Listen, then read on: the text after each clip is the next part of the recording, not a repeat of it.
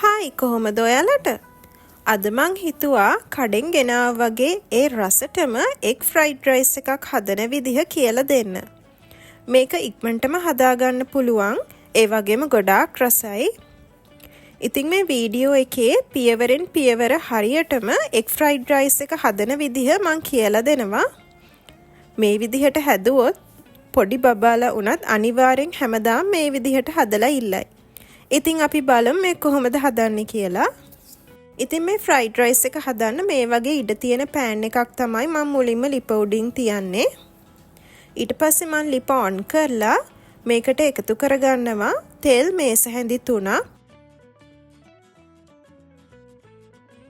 මේ වෙලාවේ අපි තෙල් ටික හොඳට රත් කරගන්න ඕන. ඊළඟට මම මෙතන අරන් තියනවා ඉඟුරු සුදු ලූණු මේ විදිහට සාමාන්‍යයෙන් තලලා ඒ වගේම ලුණු ගෙඩියකින් භාගයක් කපලා කරපිංච ටිකක් සහ රම්පේ මම මේ ටික මේ තෙල් එකට එකතු කරගන්නවා. මෙතනදී කියන්න ඕනේ ඉඟුරු සුදු ලුණු අපි ගොඩාක් චූටියට තලන්නේ නැහැ.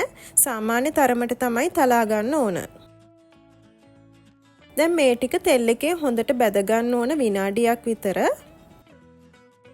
දැන් මම මෙතන අරගෙන තියෙනවා කැරට් ගෙඩියක් මේ විදිහට හීනියට ග්‍රේට් කරලා ඒක මම එකතු කරගන්නවා. ඊළඟට පොඩි ගෝව ගෙඩියක් මම මේ විදිහට පොඩියට කපලා එකතු කරගන්නවා. ඒ වගේම මම මේකට බටර් මේස හැන්දකුත් එකතු කරගන්නවා. ඒ වගේම ලුණු තේ හැඳි භාගයකුත් එකතු කරගන්නවා. දැන් මේ ටික හොඳින් කලවම් කරගන්න ඕන. මේ බටර් ටික එළවලුත් එක්ක හොඳට ගෑවෙන විදිහට කලවම් කරගන්න ඕන. එතකොට මේ එළවලුත් ගොඩාක් රසයි. එළවලු ටික දාලා අපි විනාඩියක් වගේ තමයි කලවම් කරගන්න ඕන. ගොඩාක් වෙලා තියාගන්න නැහැ. ඊළඟට මම මෙතන අරන් තියෙනවා බිත්තර 3ක්. මේ මං සාමාන්‍ය ප්‍රමාණයේ බිත්තර 3ක් තමයි අරගෙන තියෙන්නේ. මම මේ ටික මේ එළවලු එකට මෙහෙම එකතු කරගන්නවා. ඉතින් ඔයාලට කැමති බිත්තර ප්‍රමාණයක් මේකට එකතු කරගන්න පුළුවන්. දැන් මේ බිත්තර ටික එළවලුත් එක්ක හොඳට කලවම් කරන්න ඕන. හැබැයි බිත්තර ටික සම්පූර්ණයෙන් තැම්බෙන්න කලින් මේ විදිහට මම බත් ටික එකතු කරගන්නවා. මම මෙතන අරගෙන තියෙන්නේ බාස්මති හාල් ග්‍රෑම් 200ක්. ඉතින් ඔයාලට කැමති හාල් වර්ගයක් මේකට පාවිච්චි කරන්න පුළුවන්.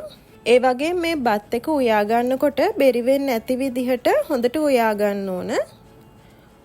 ඒ වගේම උයාගත්තයින් පස්සේ බත් එක හොඳටම නිවෙන්න තියලා තමයි අපි මේ රයිස් එක හදා ගන්නත් ඕනේ. ඉතින් මේ බත් එක උයාගෙන ඉවර වෙලා නිවලා ෆ්‍රිජ් එකේ ටිකක් තියලා ඊට පස්සේ උනත් ඔයාට අරගෙන මේ ෆ්‍රයිඩ් රයිස් එක හදා ගන්න පුළුවන්. එහෙම නැත්නම් කලින් දවසේ හදපු ඉතුරු බත් වලින් උනත් ඔයාට මේ රයිස් එක හදා ගන්න පුළුවන්.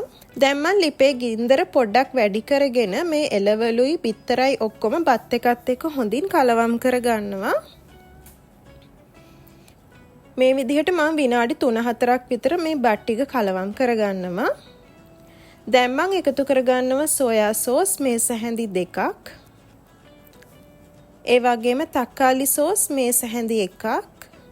ඒ වගේම සීනි මේස හැඳකුත් එකතු කරගන්නවා. ඒ වගේම මම බත් එකට ලුණු තේ හැඳි භාගයකුත් මේ වෙලාවේ දාගන්නවා. දැන් ආයිමත් මේ ටික හොඳින් කලවම් කරගන්න ඕන.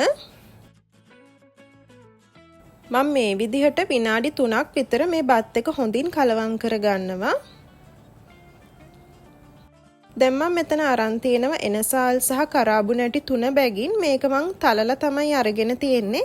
දැන් මම මේක බත් එකට එකතු කරගන්නවා. ඒ වගේම ගම්මිරිස් තේ හැන්දකුත් එකතු කරගන්නවා. දැන් ආයිමත් මේ ටික හොඳින් කලවම් කරගන්න ඕන. තාමත් ගින්දර වැඩි කරගෙන තමයි තියෙන්නේ. මේ ටික මං ආයිම විනාඩි 3ක් විතර කලවම් කරගන්නවා. දැන් මං මේ විදිහට ලුණු කොළ ටිකක් මේ බත් එකට එකතු කරගන්නවා. ලුණු කොළ දැම්මම මේ බත් එකට ලස්සන පාටක් එකතු වෙනවා. ලුණු කොළ දාපු ගමන් අපි ලිප ඔෆ් කරනවා. ඊට පස්සේ ලුණු කොළයි මේ බත් ටිකයි මේ විදිහට පොඩ්ඩක් කලවම් කරගන්න ඕන. දැන් මම මේක ලිපෙන් අයින් කරගන්නවා. මේ තියෙන්නේ අපි කඩෙන් ගෙනාව වගේ ඒ රසටම හදපු එග් ෆ්‍රයිඩ් රයිස් එක. මේක හදාගන්න ගොඩාක් ලේසි, ඒ වගේම ගොඩාක් රසයි. ඉතින් හරියටම එග් ෆ්‍රයිඩ් රයිස් එකක් හදන්න හිතන ඔයාට මේ වීඩියෝ එක ගොඩක් වටීවි කියලා හිතනවා.